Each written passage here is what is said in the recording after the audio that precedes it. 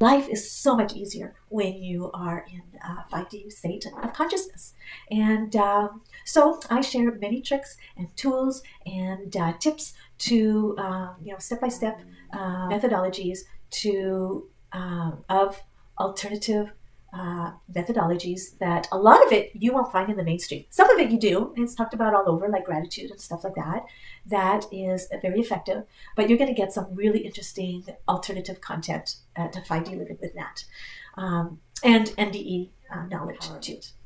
Each month, we dive into a focused theme, unraveling the mysteries of consciousness, from frequency-specific codes to the Tolscan matrix, DIY personal meditation pyramids, and beyond.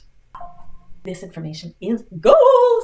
So, if you ride the wave sooner, you have a more smooth ride during, some bumpy, chaotic, worldly changes, right? It can happen out in the world, but you can stay centered throughout the chaos, and you can be a leader in helping others move through the chaos more effectively. And so you also have a heightened intuition, and you have more clarity to the bigger picture. That's the thing, is you have a bigger picture of all of life, and that really helps. It's a knowingness that is unshakable.